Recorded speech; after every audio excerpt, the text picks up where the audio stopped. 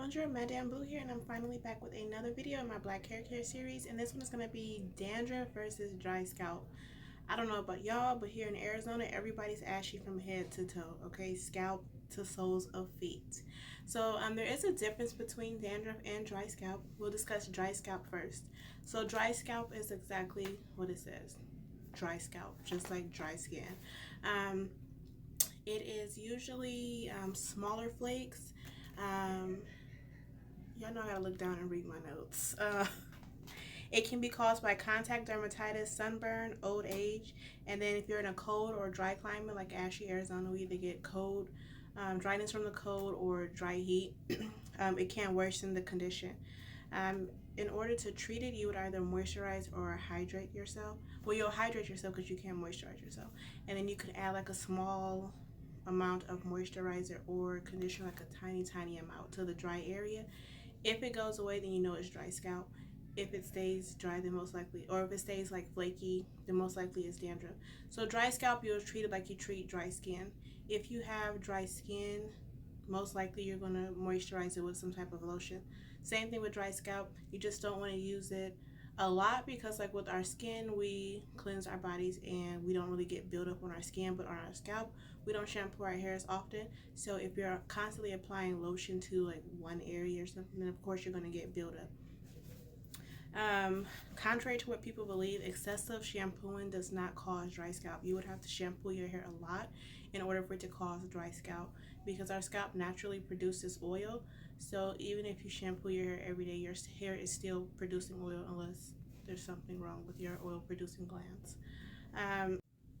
So before you can treat dry scalp, you need to know that you have dry scalp. So as I say with everything, you want to go to the proper people to get the proper diagnosis. So a dermatologist is going to be able to tell you if you have dry scalp or dandruff.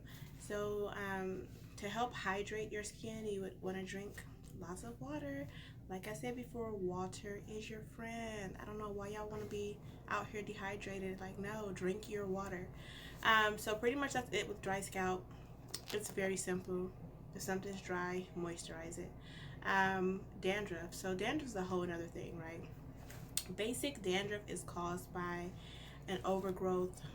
Okay, well, it's caused by excessive oil. That's what dandruff is.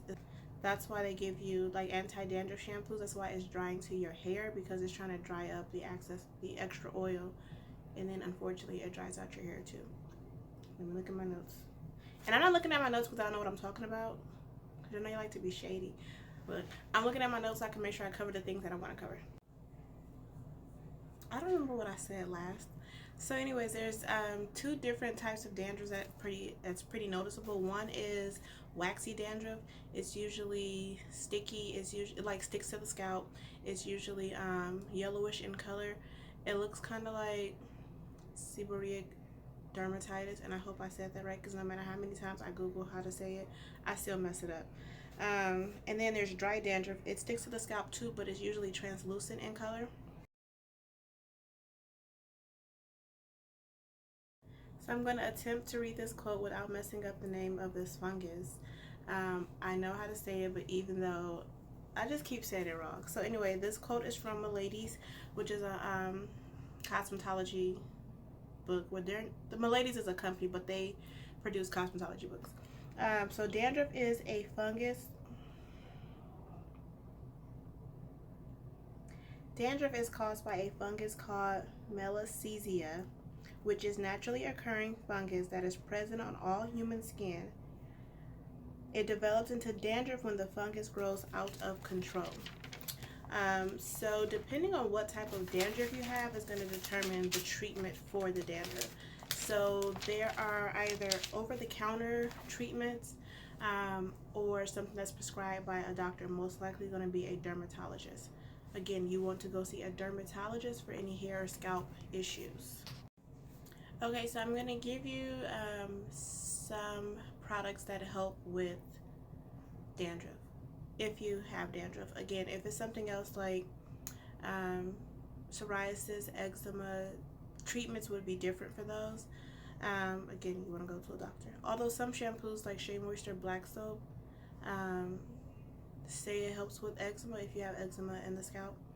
So Now, bear with me with pronouncing these um, ingredients, because although I went over them, I'm gonna mess it up. So one common ingredient that helps to fight against dandruff is pyrithian zinc. Okay, and I had to write my own version of how to pronounce the word, and you can find that in Head and Shoulders, um, Selsun Blue, their dry hair and scalp shampoo, Mazzani scalp hair care, which is actually what I have. I meant to grab the products that I actually had. Pause. Okay, so I don't have Head and Shoulders or Selsun Blue because I only use professional products. But this is the Mazzani scalp hair care one. And then this is their conditioner.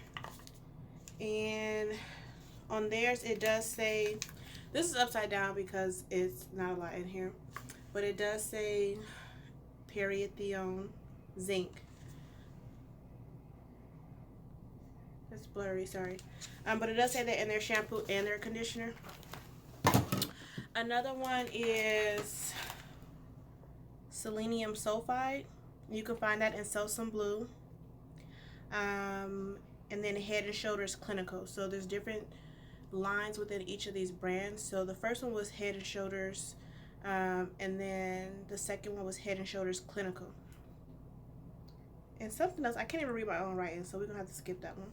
And then the other one is, oh god, ketoconazole. And that is going to be in something that's going to be prescribed by the doctor, so you can't get that over the counter. And then this one, I always say this wrong, but it's salicylic acid. And you can find that in Matrix Biolage Raw, which is this. Again, it's upside down because it's almost gone. And you can see right there, I'll put it the right way. And I know if I'm looking this way, I'm not looking at y'all. I always do that, I'm sorry. So you can see right there, right on front of it, it has that ingredient in it. And I am not a fan of this. I use this, I apply it in a, I just don't have nothing prepared.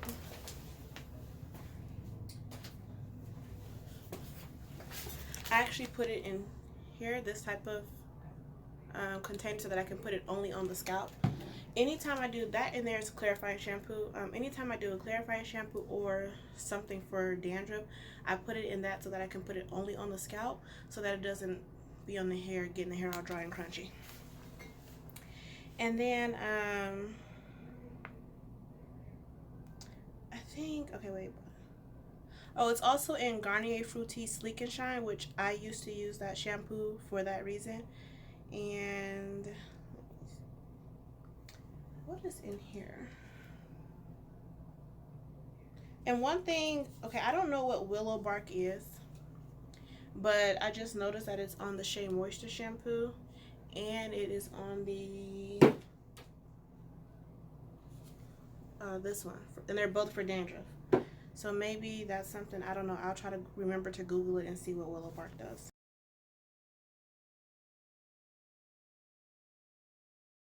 So some people are all for doing like natural remedies for getting rid of dandruff. So oils like tea tree, lavender, and peppermint oil, they help with that. Lavender is antifungal. Tea tree, I believe, is an antiseptic, but they help with dandruff. So how about I was just sitting here talking, and then I looked and I wasn't recording. I do that a lot. We're gonna get it together. So anyways, like I said before, the most anti-dandruff shampoos dry out the hair. So you always want to follow, or I recommend that you follow up with a moisturizing shampoo and definitely a moisturizing conditioner. And also you want to make sure you actually properly rinse your hair and your scalp. A lot of times people have buildup and they think it's dandruff when it's really just shampoo or conditioner that wasn't rinsed properly, or old product that was not washed out properly. So natural shampoos, I don't have one of them. One of them is the Shea Moisture. You know, they're supposed to have all natural, all good products. I personally don't like it. I don't even know how long I've had this. I don't like the consistency. It's too watery. I don't like that. So I don't use this. That's why it's still there. And then also Paul Mitchell has a tea tree oil. And this one, some people like black soap products. This is supposed, the Shea Moisture one is supposed to be for dandruff, I believe, eczema. I thought it said it on here. It says dry, itchy scalp, but I believe it's for eczema too. And then, I don't know, I think it's for eczema too. I could have sworn it said it on there, but I can't find it. And one thing I want to make clear, these options are not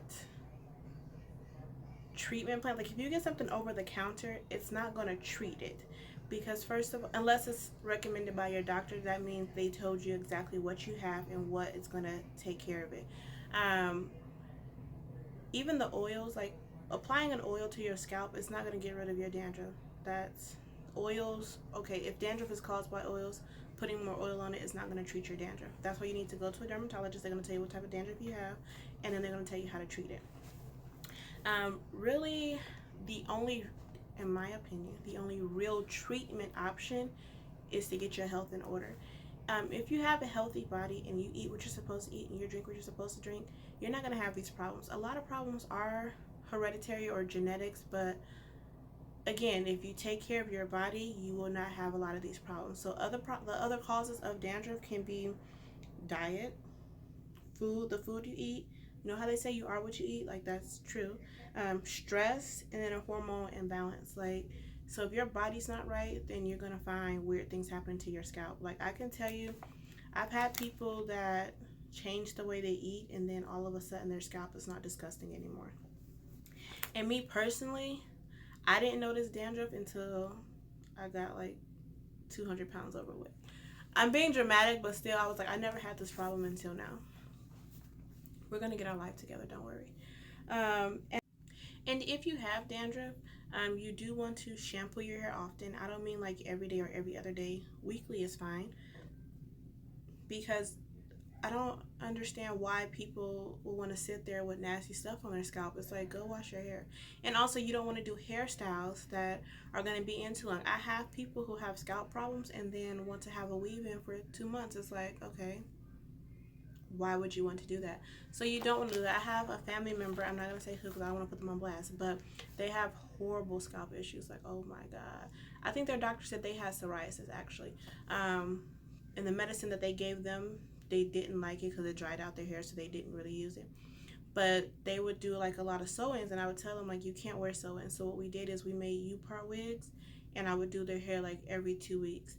Even now they get like quick weaves or something, and I try to do their hair every 2 weeks because you need to shampoo that hair. Like, I always tell people who have scalp issues, okay, I know you want this weave and I know you about to leave it in for 3 months, but that is not good for your scalp. Like, you need to constantly clean your scalp. It's just sitting on your, if you just have stuff sitting on your scalp, that's not a healthy environment for healthy hair growth. And some people, their hair still gonna grow. I mean, your hair gonna do what it wants to do, but you want to create a healthy environment, okay? So, you know, that's it. That's all I have. I hope I made sense. I hope I said something that helped someone in some way, shape, or form. So, just to recap, dry scalp means you need to hydrate and moisturize. So you hydrate within water, not pop. That's not going to help. Not juice, water. And then you moisturize externally. So, honestly, the last time I had something, I had a little dryness right here. Oh, you can't see me. Right here, I put some lotion on it, and I ain't seen it since. That was like a week ago. And just a little tiny bit, not a lot. If you have dandruff issues, first of all, you need to go see a doctor. A hairstylist cannot determine your disorder.